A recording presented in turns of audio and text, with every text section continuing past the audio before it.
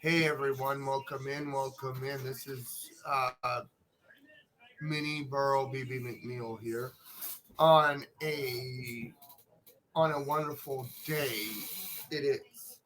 Today is International Trans Awareness Day, Transgender Awareness Day.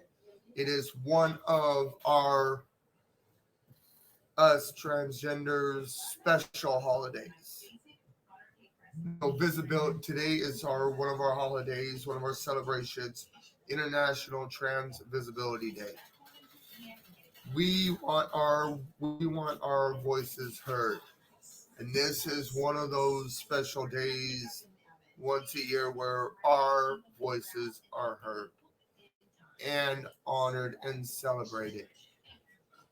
And I am an advocate for the trans youth and the trans kids. Thank the Lord I live in a safe state, but I want stuff done for the trans youth and the trans kids of America that are in states that want to remove us, not just from access and availability to use the locker rooms or the bathrooms that we want to use, that we're comfortable using, and that we're supposed to be allowed to use. It's also removing us from our history, from books, from literature, from the Constitution, from a lot of stuff, and that is wrong. And today, our voices are heard. So, I am going to show you guys a documentary on transgender history. Watch it. If you have any questions, I'm also within this. I'm also going to play songs from one of the biggest advocate for the transgender community in music. His name is Ryan Casada. He is trans male and one of the biggest advocates and supporters of the community and everything like that. Plus, at the end, I'm also going to do a little silent dedication to a non-binary Oklahoma student, a trans non-binary Oklahoma student. They died being who they are. They were brutally murdered for who they are in Oklahoma.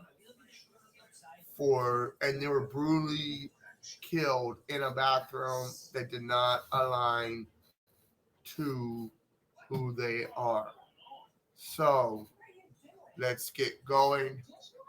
I hope everyone enjoys today's stream and everything. But while it's like that, give me a moment. I'm gonna throw this on, and I'm also going to get myself posted that I'm live so that I can get people in here.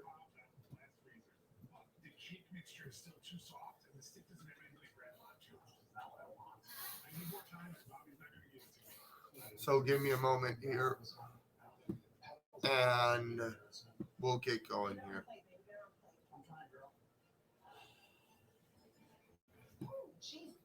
A man whose testes and sometimes also penis and scrotum have been destroyed or removed. This leads to sterility, and depending on the stage of life at which it is done, various degrees of impotence and loss of libido may occur. Prepubertal castration causes a unicoid build, which causes the person to be tall, have broad hips, narrow shoulders, and breasts like that of a woman. Secondary sexual characteristics effects, such as small genitals, lack of beard, and an unbroken voice, may also occur. Castration after puberty does not lead to degeneration of secondary sexual characteristics. The build remains unchanged. The reduction of sexual activity is unpredictable. Although sterile, castrate may remain potent for a year or longer, and some even retain libido throughout their lives. There is a reduction in aggression, but other abnormalities of the psyche are usually representative of a psychological reaction to forced castration and the accompanying humiliation and rejection by the community, in addition to the effects of hormonal deprivation. So, where were the eunuchs prevalent in ancient times? Against whom were these procedures taken upon, and why? Let's try and find out. Hello, I'm Mike Droberg, Marine Corps veteran and filmmaker. We will try to answer these questions on today's episode of Forgotten History.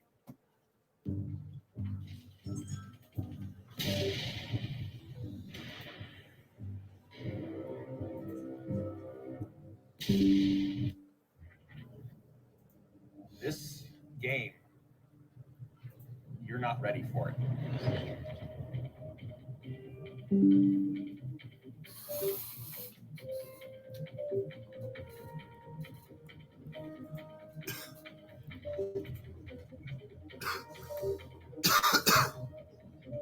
You're in the middle of this beautiful sci-fi environment.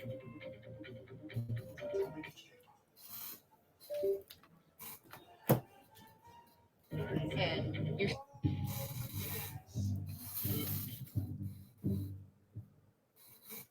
In antiquity, eunuchs were mostly employed in the Middle East and in China, with two main functions: as guards and servants in harems or other women's quarters, and as chamberlains to kings.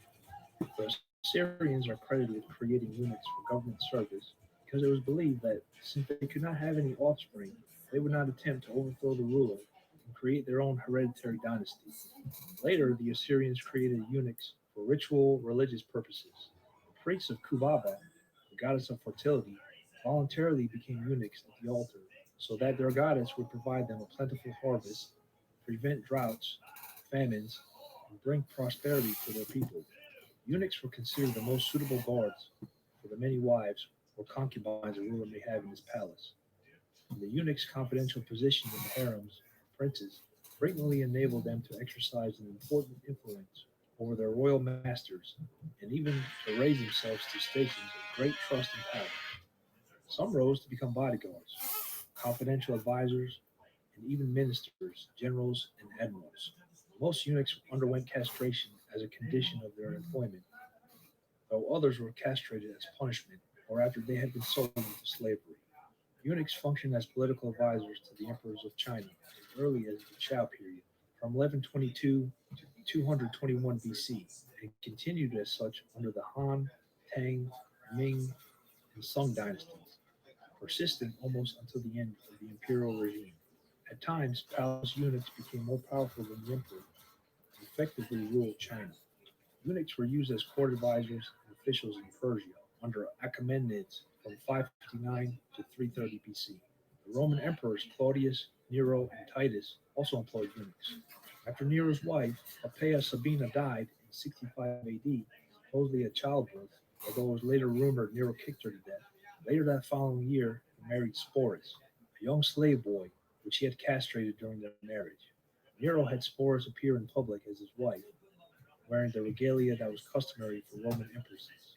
Among other forms of address, Sporus was termed lady, empress, and mistress. Suetonius quotes one Roman who lived around this time who remarked that the world would have been better off if Nero's father had married someone more like the castrated boy.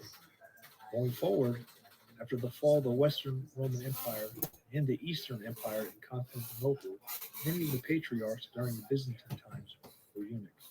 For example, Justinian I had eunuch bodyguards, and even many of the legendary Janissaries, especially under Mehmet I and Murad I and Murad II, were eunuchs who were in political positions. Political eunuchs also flourished in the centers of Muslim power after AD 750. And as a class, eunuch advisors only disappeared with the end of the Ottoman Empire in the early 20th century. Although not a form of eunuchism in terms of the definition above, voluntary abstention from sexual activity played a strong role among the early fathers of the Christian Church, giving rise, in due course, to the establishment of celibacy in the monastic religious orders. The relationship was perceived between eunuchism and the voluntary abstention from sexual activity as a pure, total dedication to God. An interpretation of the Gospel of Matthew 1912, which reads, "For there are eunuchs who were born that way. There are eunuchs who have been made eunuchs by others. And there are those who choose to live like eunuchs for the sake of the kingdom of heaven. The one who can accept this should accept it." This verse even led the revered father of the early church, Origen, to castrate himself, an act which, in retrospect, and with greater insight, he bitterly regretted. Clement of Alexandria recommended the virtues of self discipline and the avoidance of indulgences, but warned that celibacy was worthless unless undertaken in the love of Christ. Nevertheless, various fanatical Christian sects, such as the Arabian Galatians, the Manichaeans, and the Phrygian Montanists, accepted self castration as a part of their religious practice. Church leaders such as Cassian and Tatian even denounced sexual intercourse as diabolical. Pope Gregory VII wanted to impose celibacy upon all priests and monks. While monks were so ordained, priests were spared until the Second Lateran Council in 1139 that made celibacy mandatory for all Catholic clergy. The Italian practice of castrating boys in order to train them as adult soprano singers, castrati, was ended by Pope Leo XIII in 1878. So, throughout history, eunuchs were usually forced into their situation. And today, sex reassignment surgeries are on the rise. The number of procedures, including the removal and destruction of external genitalia, increased nearly fourfold from 2000 to 2014, according to the study published in the journal JAMA. However, what is not commonly known is that complications from genital surgeries are common. A California study found that a quarter of the 869 vaginoplasty patients had surgical complications so severe that they had to be hospitalized again. Furthermore, Joseph Backholm, president of the Family Policy Institute of Washington, said there is no conclusive evidence that these procedures lead to beneficial outcomes for transgender patients. People who go through gender masking surgeries still experience disproportionate levels of stress, anxiety, and suicidality, Mr. Backholm said. It calls into question whether rushing into this is actually helpful. Scarier still, thousands of youths are lining up for gender affirming care. Parents must make decisions about life altering treatments that have little scientific evidence of their long term safety and efficacy, while also the number of gender clinics treating children in the United States has grown from zero to more than 100 in the past 15 years. Puberty blockers and sex hormones do not have the U.S. Food and Drug Administration approval for children's gender care. No clinical trials have established their safety for such off label use. The drug's long term effects on fertility and sexual function remain uncleared. And in 2016, the FDA ordered makers of puberty blockers to add a warning about psychiatric problems to the drug's label after the agency received several reports of suicidal thoughts in children who were taking them. More broadly, no large scale studies have tracked people who received gender related medical care as children to determine how many remained satisfied with the treatment as they aged and how many eventually regretted transitioning. The same lack of clarity holds true for the contentious issue of detransitioning when a patient stops or reverses the transition process. The current debate is being challenged in the courts by the attempts by school teachers and advisors to discuss these options with underage students without consulting the parents. So, in conclusion, we've gone from an era of castration being forced upon slaves to now allowing the castration of our children.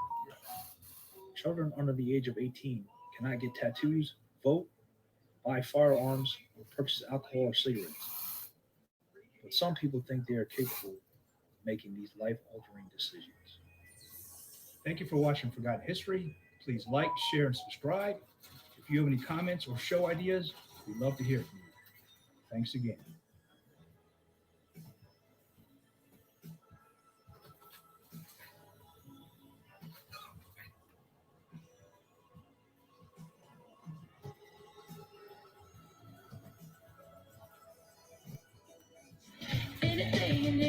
All your favorite brands are now at Petco. You know you got it. And at great low prices. Petco, the health and wellness company.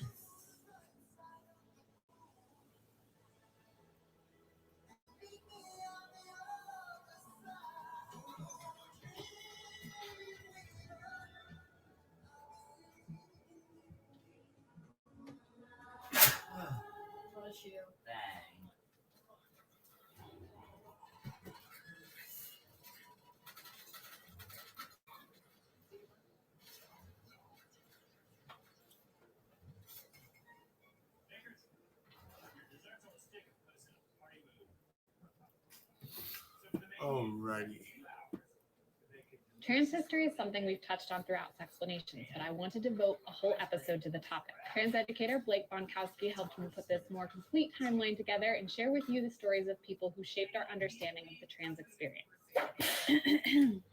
While identifying with a sex or gender other than the one you were assigned at birth precedes documented history, one of the first notes on record is 1864, when Karl Heinrich Ulrich used the term earnings to describe a female soul in a male body. In 1886, Richard von Krafft-Ebing coined the terms everation to describe a change in a male's personality to become more like a female's, and defemination, or a female's becoming more like a male. In 1891, Albert Moll introduced this word to the effort, referring to gender-contrary feelings. And in 1913, Max Marcuse offered this word, the drive for sex transformation. Then in 1899, Magnus Hirschfeld started a journal called the Yearbook of Intermediate Sexual Types to share new ideas about sexual variation, homosexuality, transvestism, dressing like other sexes, or transsexual ismus, identifying as other sexes. In 1918, at the age of 27, Alan L. Hart became one of the first medically documented people to undergo reassignment or affirmation surgery. In 1919, Hirschfeld opened the Institute for Sexual Wissenschaft, or sexology, to coordinate more hormone therapy and genital surgery for patients. Unlike most of his colleagues, he wasn't looking to cure an illness of their mind. He wanted them to have access to medical transition and equal rights. Hirschfeld's patient, Dora Richter, was one of the first to undergo a successful male-to-female genital surgery, removal of testicles in 1922 and a penectomy in 1931. 2 years later, the Institute and its archives were destroyed by Nazis, and Hirschfeld was denounced by Adolf Hitler and run out of Germany. Trans care didn't stop there, though. Hundreds of people accessed surgeries in Denmark, among them Lily Elby, who wrote Man into Woman. In southwest England, Michael Dillon received the first known prescriptions for testosterone for female-to-male transition. And in the States, Dr. Harry Benjamin gave progesterone to a child patient who, quote, wanted to become a girl. He began what would later become the Benjamin Standards of Care for Trans Health, which we still use a version of today. In the early 50s, Christine Jorgensen publicly announced her transition and landed a front-page story on the New York Daily News. Outgoing and well-spoken, she quickly became the trans poster child. And shortly after that, the trans community became far more outspoken against discrimination, beginning with the Cooper Donuts riot in Los Angeles in 1959, followed by the Dewey's Lunch Counter sit-in of 150 gender nonconforming people in April of 1965,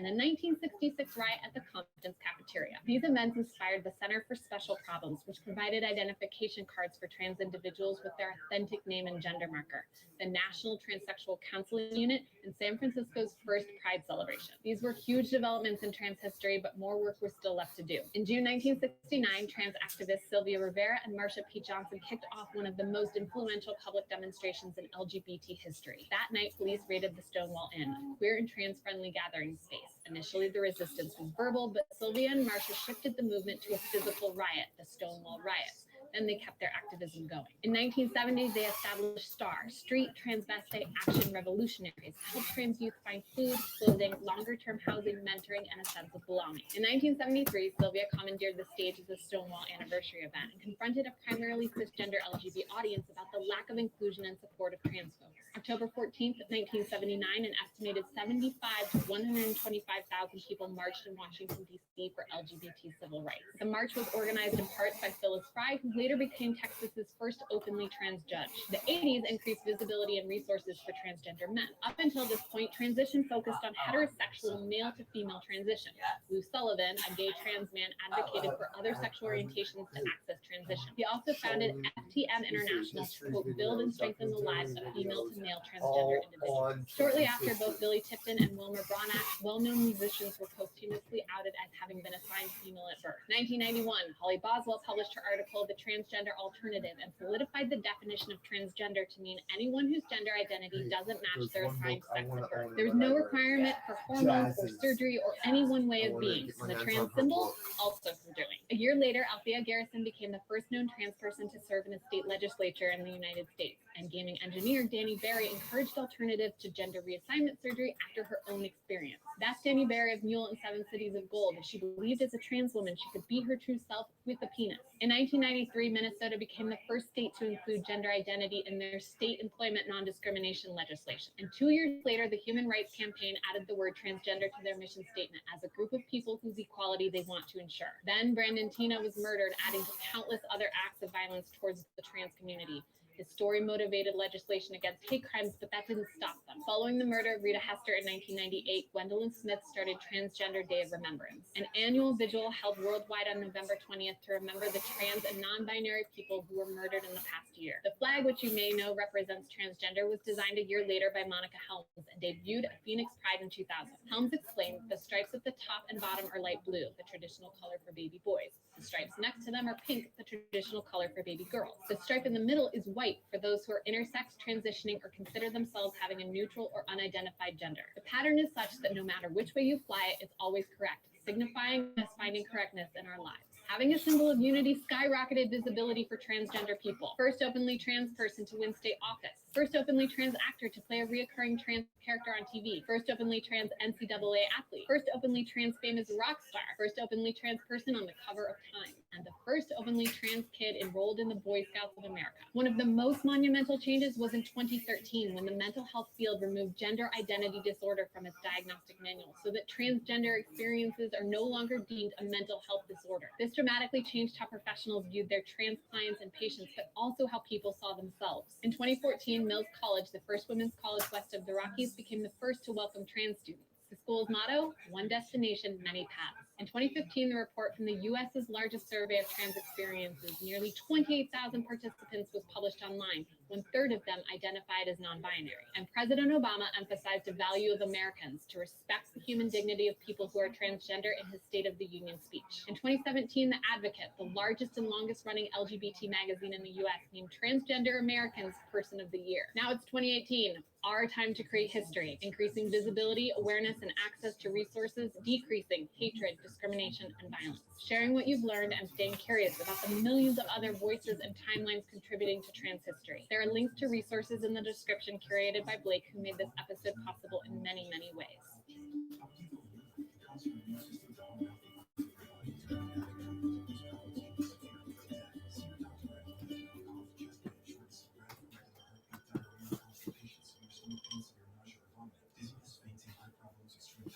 Nickelodeon was kid everything.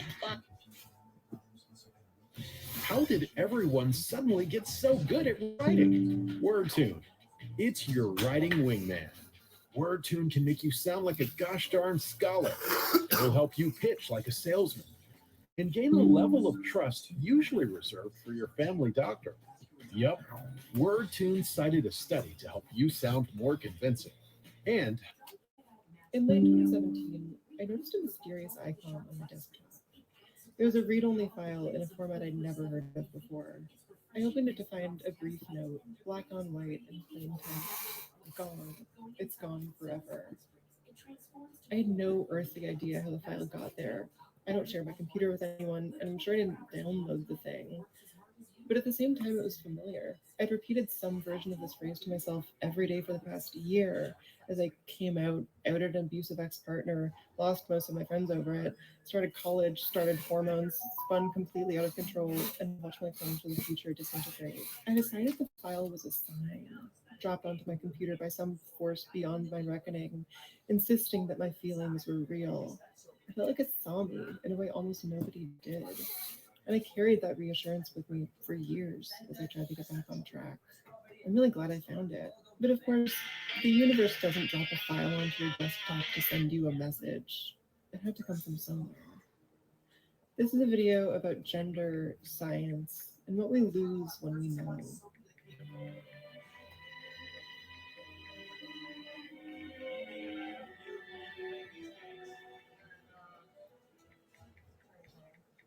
The past couple of years have seen a lot of clamor around the idea of transness as a social contagion, of rapid onset gender dysphoria as a mass psychogenic illness infecting teenagers left and right. It seems like there are more trans people now than there used to be, and some very normal people have some very normal concerns about the whole thing. You know, the thing where we exist. It's not ideal for them. Maybe we should ease up. But for all the talk of social contagions, people rarely believe that transness is exclusively a social phenomenon. Even if you think being trans is a fake thing, you believe certain factors predispose people to, I guess, fall for it. And so, alongside all this talk of social influence, there's been an increased push to find an objective physical cause of trans identity, independent of any cultural influence.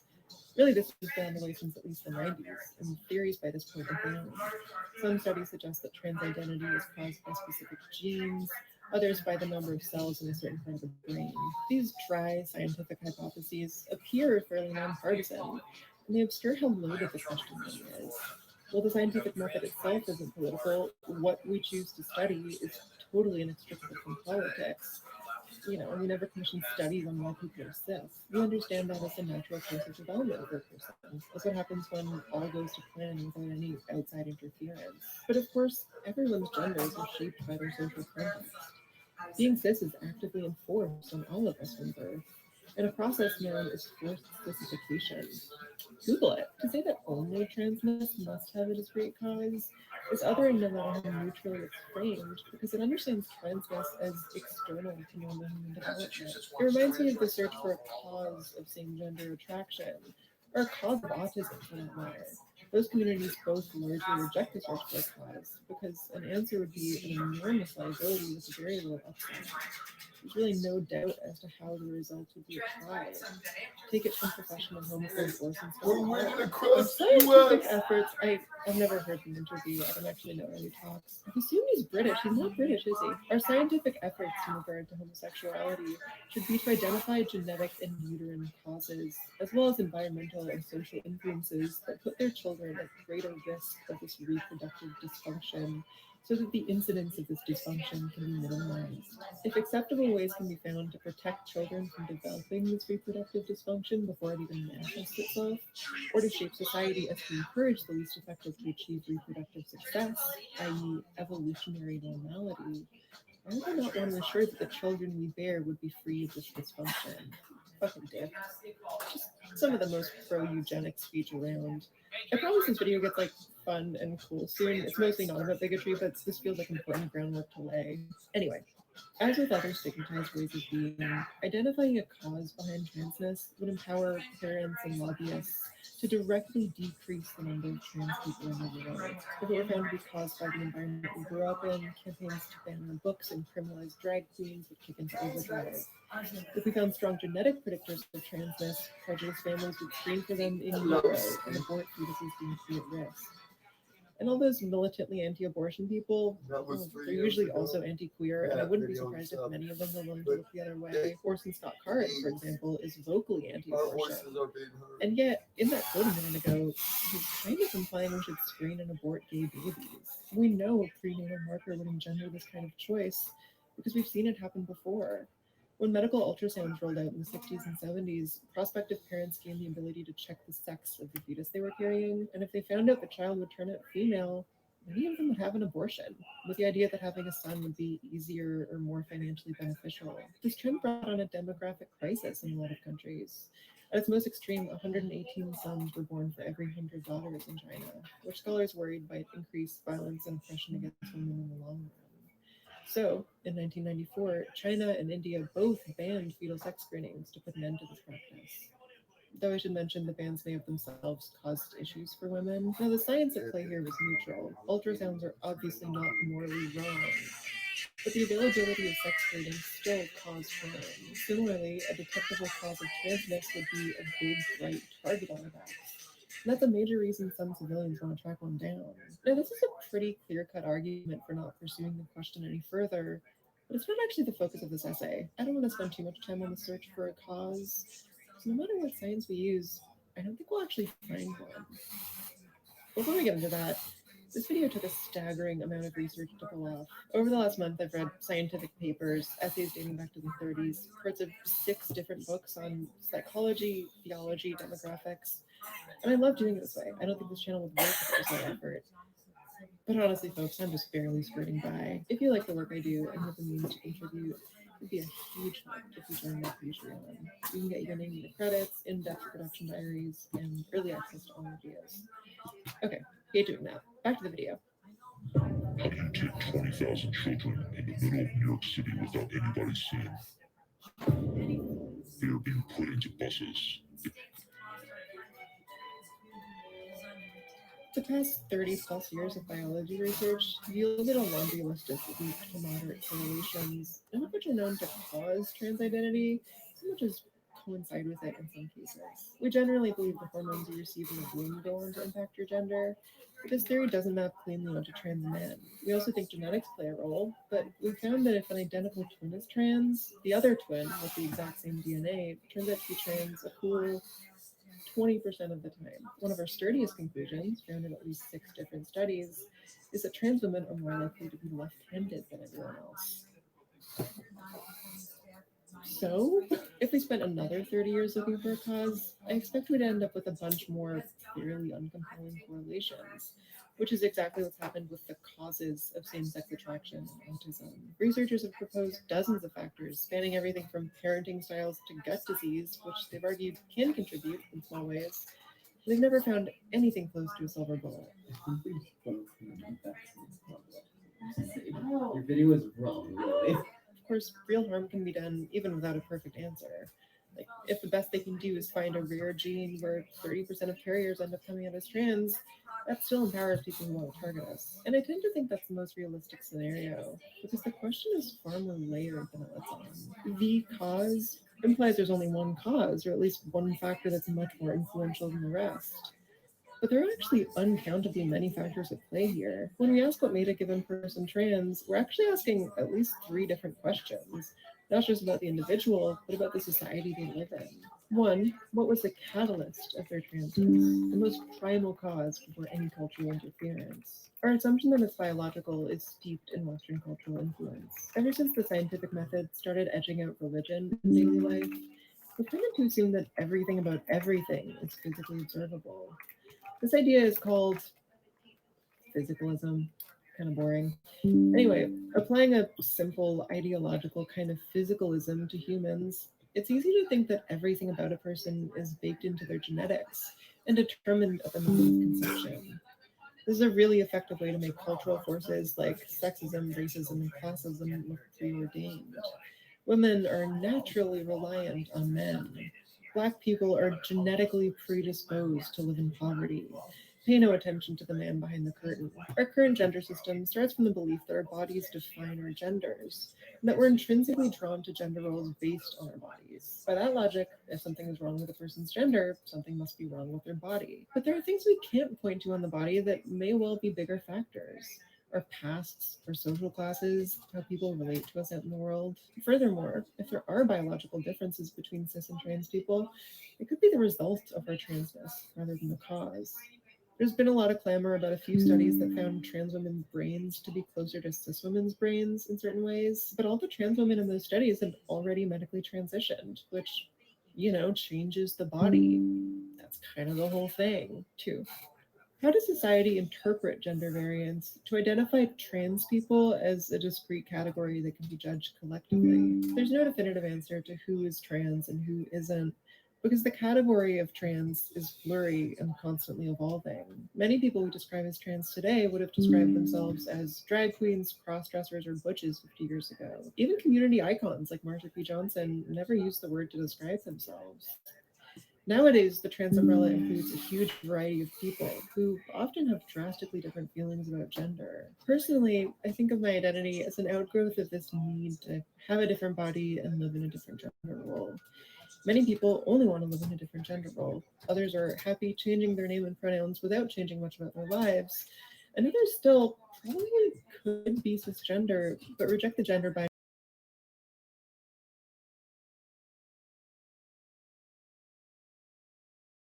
a broad coalition with the transgender community because we're all targeted for the same reasons. That shouldn't be taken to mean we're a monolith. Our identities have such radically different implications that if we didn't share the label, I doubt anyone would expect to find a common factor between, a surged up T-girl, a gender abolitionist feminist, and a dangly earring he, they. Well, we're all kind of hot, there's that. Taking it a step further, While gender variance is found all over the world, not that many cultures have ideas that translate directly to transgender. Take, for example, Ojibwe tradition, which understands the European concepts of sexual orientation, gender presentation, and gender roles to be kind of part of the same thing. Basically, what role a person holds in their community. So, women who excel in typically male work, men who live as women, masculine men attracted to other men, are all understood to carry two gendered spirits instead of one. Thus, the modern umbrella term two spirit, which isn't transness, but a different way of looking at gender variance. It's pretty easy to make a case that the cultural force identifying people as transgender, specifically, is our society that offers up transgender as a framework for who we are and what we do. 3. What made it possible for them to realize they were different and actually move through the world as a trans person? Although some people just know they're trans from a young age and declare it before they even really understand the implications, it's not most of us. Most of us take cues from our environments in choosing to first accept ourselves as trans and then come out. This too is 100% down to culture. Nothing meaningful about human biology has changed in the last 100 years, but there are more openly trans people now than before because being openly trans is more feasible. That's why the social contagion myth is so seductive. It looks to some people like the trans rights movement has caused many people to be trans, who otherwise would have been, normal girls who are pink and don't have gaping holes in their abdomens. All three of these questions are complicated, and there's no reason to believe they would all have the same answer. I think the real reason a given person is trans must involve some biological predisposition, some cultural understanding of gender variance, some safety and ability to come out, and some amount of personality and ideology. With such a generous heaping of randomness that predicting the outcome is a total crapshoot. The two meta reviews I've read, both published in the Journal of Gay and Lesbian Mental Health, seem to agree with me. Oh, the meta reviews agree with her. Great. I always do this. I always dive into these questions and explain why it's actually really complicated and there's no one clear answer. What is sex? At least 6 different things. What are women? Yes. And I think it's true, but it's also clunky and unsatisfying. I end up running into what I call the t-shirt problem. You're telling me sex is these 6 things and some aren't binary and some are a social construct? How am I going to fit that on a t-shirt? Well, the full story is definitely more accurate. It also somehow feels like shakier footing. It makes it impossible to explain why, I am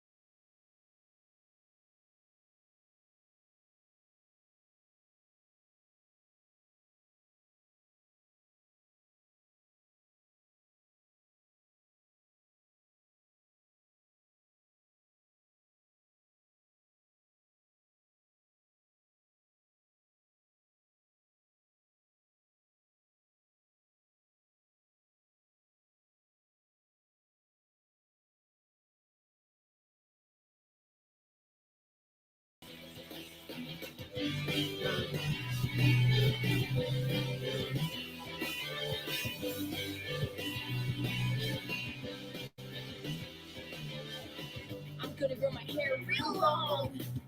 I know that pisses you off.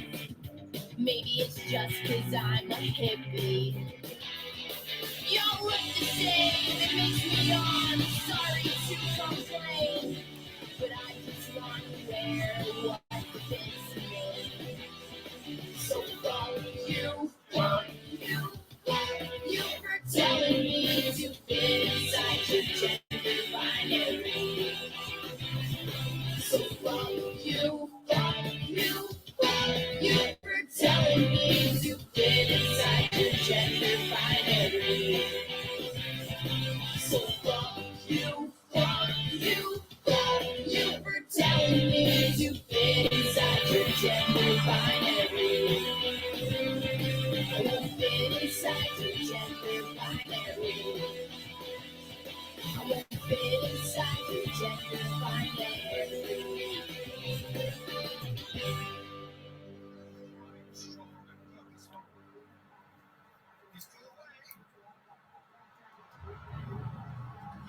This game, you're not ready for it.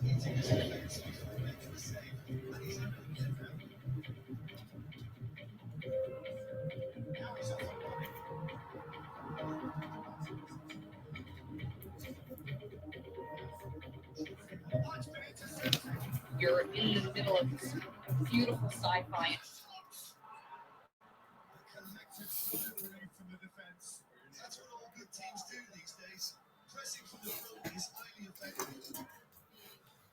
Alrighty, everyone. I'm going to have you guys listen. I'm going to play one more song. And then we're going to get into some talks. All I wanna do is write folk songs in my room and stare at the moon. I like to talk and watch you get off. But I'm on tour with the band, so I can't make plans 'cause I'm stuck in a bed. If there's a cliff, I might get off. No one came to show last night. I'm so burnt out and I wanna go home. If someone's waiting up for me, I know. We have a couple drinks to pass the time in this fucked up city that only serves wine. We smoke so much, I think I'm going blind. It's all I wanna do is write folk songs in my room and stare at the moon. How I can talk and watch you get off. But I'm on tour with the band, so I can't make plans 'cause I'm stuck in a bed. If there's a cliff, I might get off. And I've been considering growing up, getting married, have a baby, and expanding our love. But I'm still struggling to catch up. I lose myself out there, I know. I get so goddamn distant from home. Just wishing to see someone that resembles somebody I know. All I wanna do is write folk songs in my room and stare at the moon. How I can talk and watch you get off. But I'm on tour with the band, so I can't make plans 'cause I'm stuck in a bed. If there's a cliff, I might get off.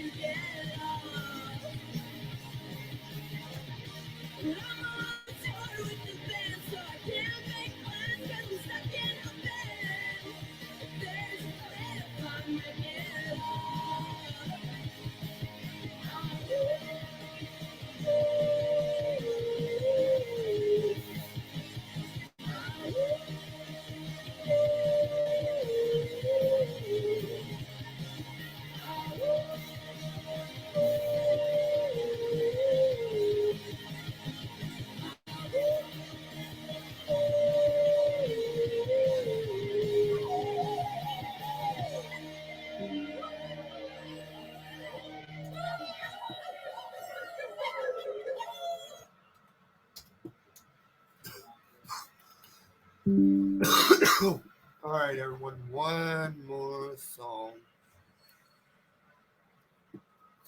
One more thing. Actually, this time I'll get into my talk, but is this time to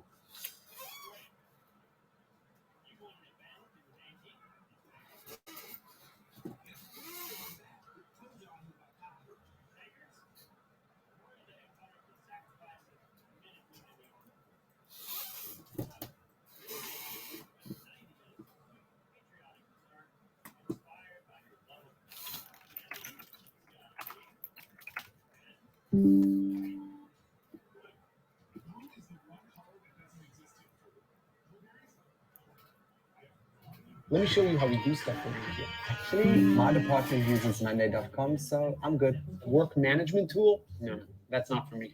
Well, Monday.com is all about flexibility, so you can make it your own. You could choose pre-built layouts for anything or build your own workflow. You just open a board, you choose the columns you need, you can move them around, or filter by what's most important for you. That way you're not always chasing your work, you perfect your process. I gotta show this. Yeah, that sounds fantastic. I'm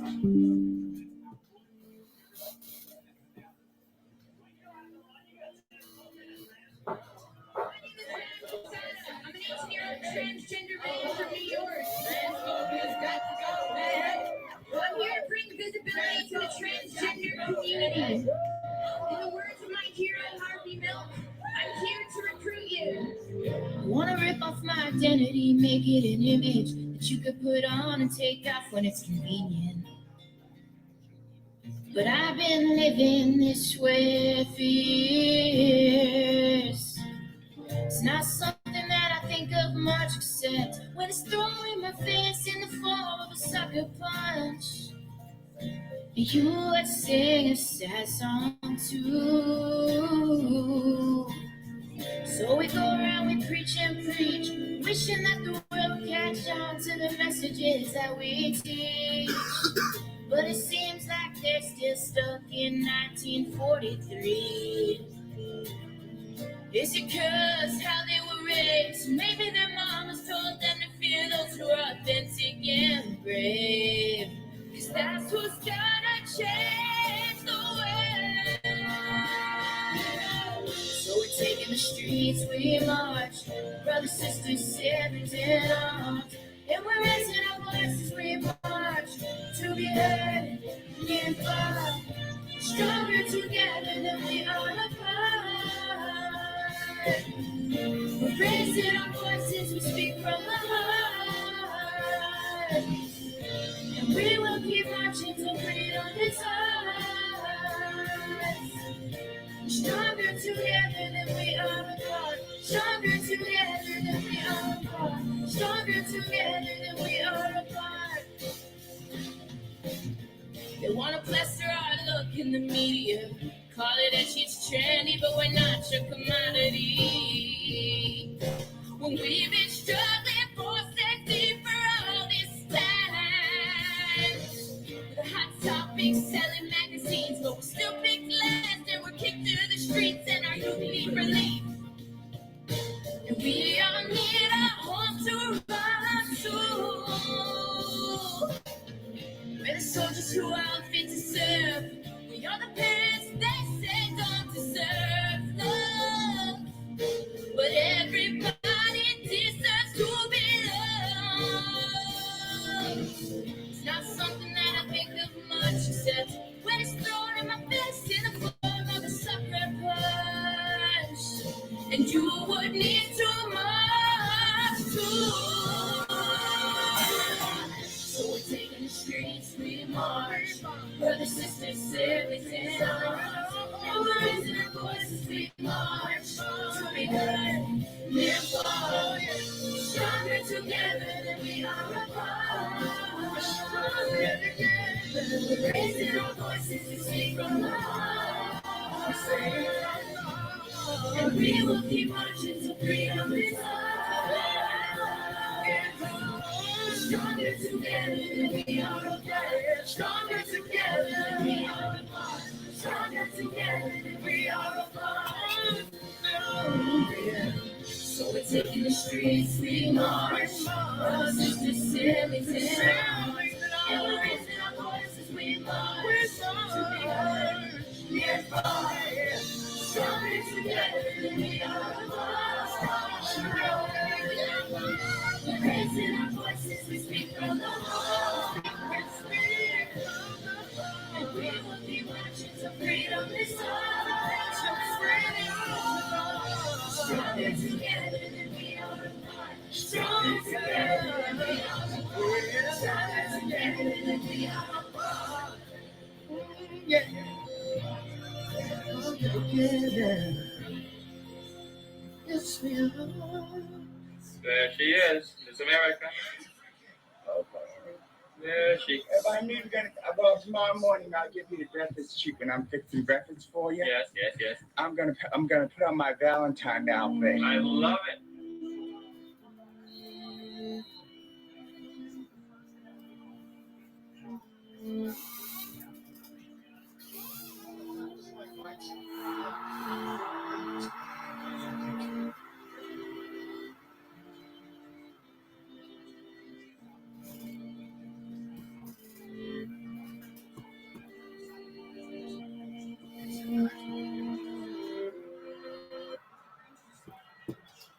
Community members mourning trash bags. A community united as they gather to pay tribute to a young life lost. It really has been affecting all of us in the trans community pretty heavily. And we wanted to gather, we wanted to be together, to mourn together. We wanted to honor Nex's life. The tragic death of 16-year-old Nex Benedict, an Oklahoma high school student who identified as non-binary, has shaken the LGBTQ plus community. Nex died a day after being attacked at school. Many gathering for the service at West Hollywood United Church of Christ say they can relate to the bullying and violence Nex's family says Nex suffered at school. Trans people, do have the highest rates of violence against us, more specifically Black trans women. As a Latina trans woman myself, I know all too well. Dozens gathering for the memorial, all united in their grief and anger. Nex really is just one of many. So many community members that are going to be here tonight have actually told me how their story is so similar to Nex. And even in my own life, I can relate to growing up in school and the bullying and the experience and how I've survived as a transmasculine individual. From a call for justice to healing, those turning out say they can't do it alone.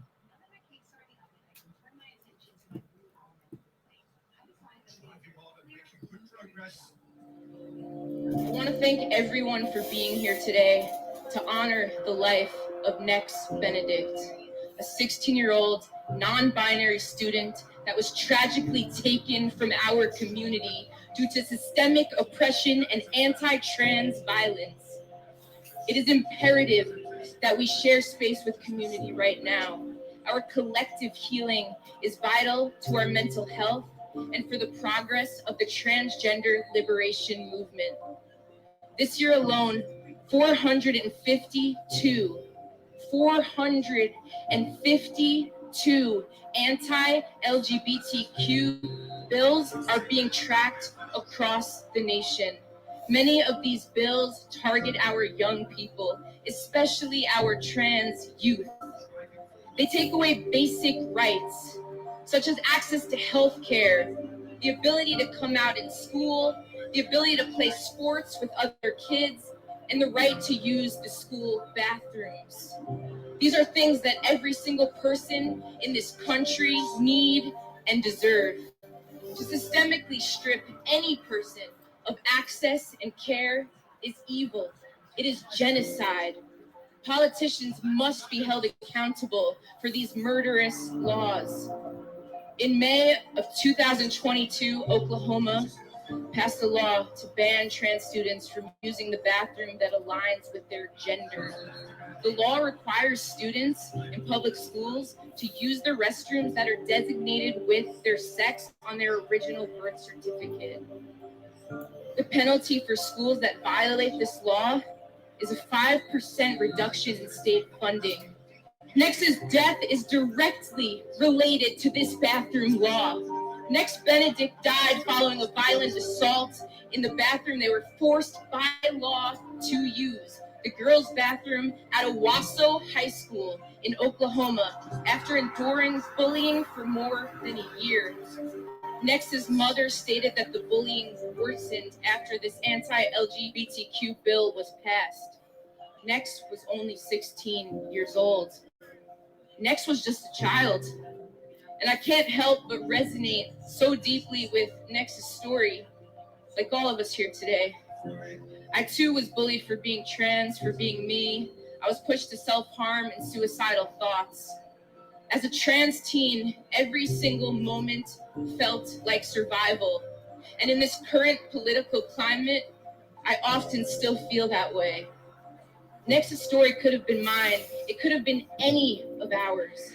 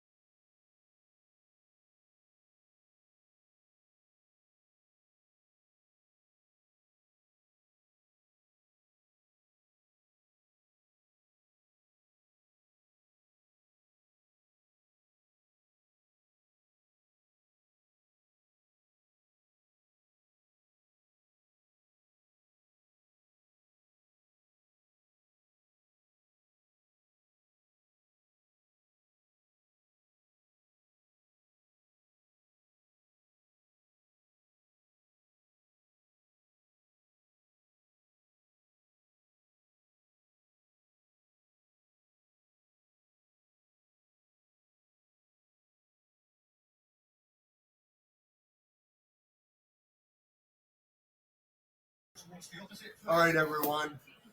If you are watching this off of YouTube or any of my social platforms that I have this on, I am calling an action. I'm calling on an act to come out. Let's get together.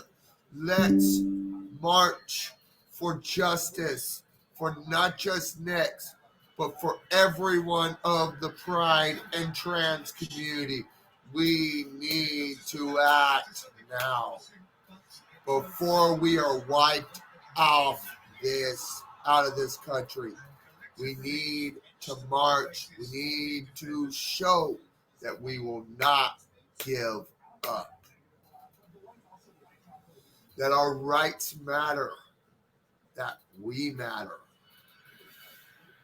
And everything. We need a revolution to spark in this country now. So if you want to join me in this action, leave a comment below. Send me a DM, send me a whisper, send me any kind of message on any of the platforms you see this on. Let's act now. Just like Ryan Casada just said in the video, it is time for our revolution to start immediately. Because if we don't, if we stay in the silence, more people like Next will be brutally killed because of the laws that should not have been put forward were put forward that allow bullying to increase. We need justice for Next and everyone who has been brutally killed or has been forced to suicide because of who they are. So, if you have followed me or you are of the Imperial Valley, let's join hands and march for justice for the LGBTQIA plus community and for the trans community and for justice for Next. Let's keep fighting for justice. Alrighty. So let's get this going here and everything. So I'm going to end it now, but I'll be back alive again later today. So let's join hands. Love you all. And before I end this, let's listen to this one particular song.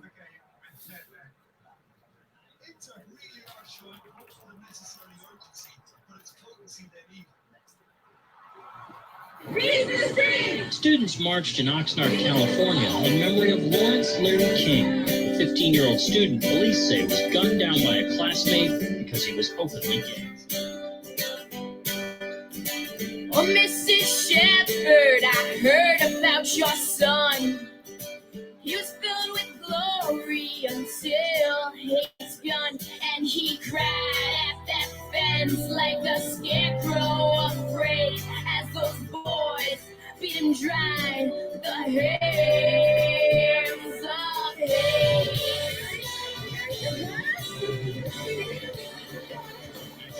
Arrested a few blocks away from campus.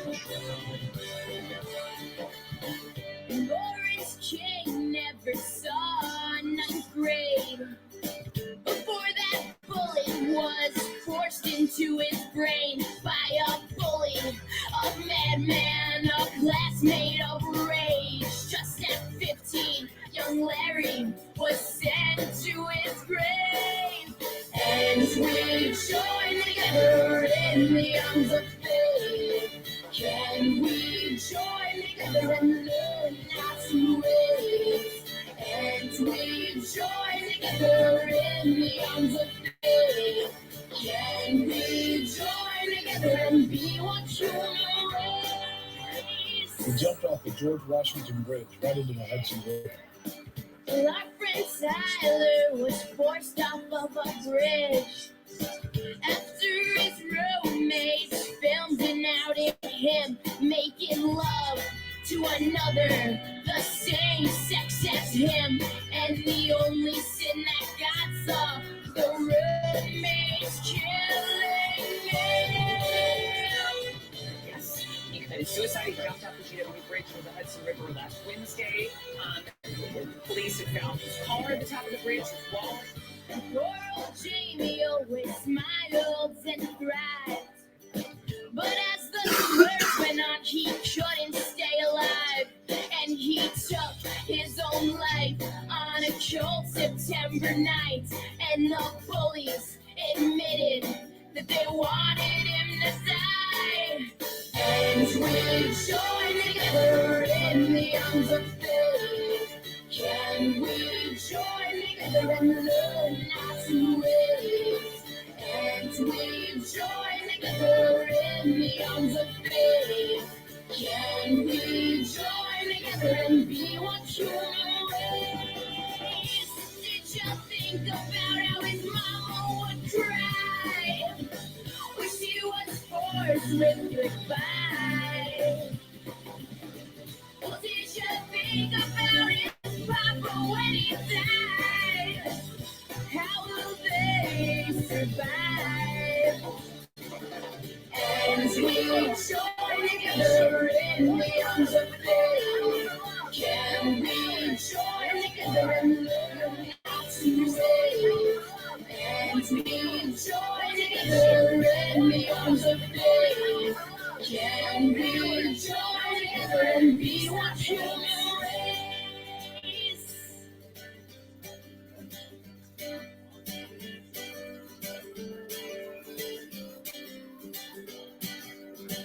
Oh, Mrs. Shepherd, I heard about your son.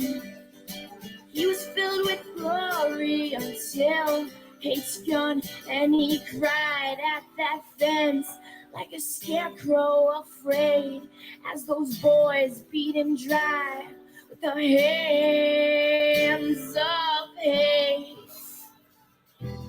Every single American, gay, straight, lesbian, bisexual, transgender, every single American deserves to be treated equally in the eyes of the law and in the eyes of our society. It's a pretty simple proposition.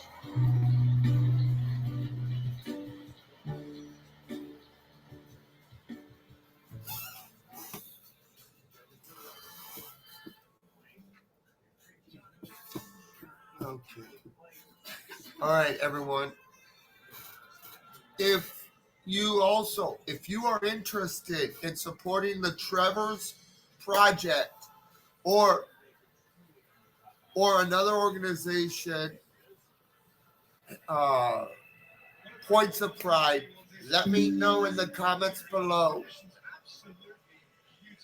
And also in a DM, a whisper, a private message, whatever, if you're interested in helping either organizations.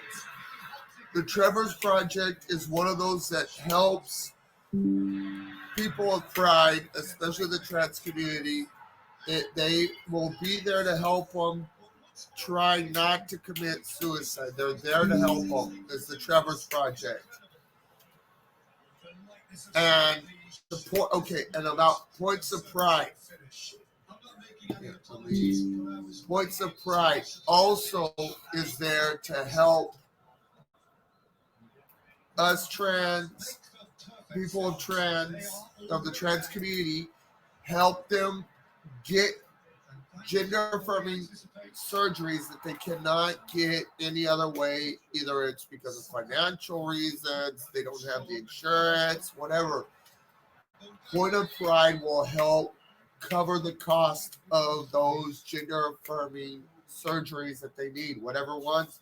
There are some of the surgeries that are not covered under the insurance, even under gender affirming care and stuff. So Point of Pride raises money to help cover those costs.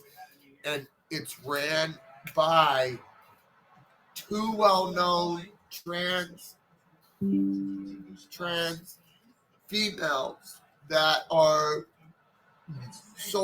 content creators on TikTok. One of them is Mercury Stardust. She is a big supporter and big influencer for Point of Pride. If you are interested, you can either get a hold of me and I'll guide you to how to donate to Point of Pride, or you can reach out to Mercury Stardust on TikTok and find out, because on her profile there's a link to Point of Pride and how to donate to them. Right now they are trying to reach a goal. Another goal they want to reach way close to $300,000 for gender affirming care, especially it's like to help those in the community that don't have access to it.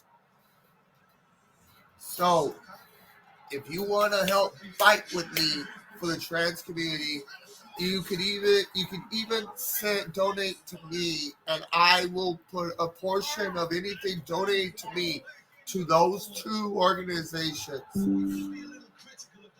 the Trevor's Project and Point of Pride. I will donate half whatever you guys donate to me to there. So, like, if you need any information, like my PayPal link is up above and everything. So what do you guys want to do? You guys want to continue supporting? If you are an ally or part of the community that wants to help others within the community, there's my PayPal link. I rarely ask for donations, but this is the only time is if I am wanting to help others. It's the other half of whatever I'm donating will go to making jackets, vests for the trans community here locally in the Imperial Valley that cannot so I'm donating a bunch of handmade vests and battle vests and battle jackets for the punk trans community that don't have access to doing their own battle jackets, battle vests, and everything like that within their transitioning and everything. I love to give back without anything in return. I would rather see others in the trans community. I want to see the smile on their face when I hand them a battle vest and a battle jacket that screams them. So if you want to help, there's my info up above on a little ticker. But it's if you feel led to. If you don't, that's fine. But I'm not wanting it for myself. I want to turn that and give that to the community, the Pride, the LGBTQIA plus community. So if you're willing to help, I much appreciate it. If you can't, that's fine. But if you share this, get the word out, that would even be wonderful. Tag it with Ryan, tag it with Mercury Stardust, tag it to your friends, your neighbors, your partner, whoever, and have them watch this. I want the word to spread like wildfire across this country. So, see y'all next stream, which will probably be later tonight. Love you all. Bye.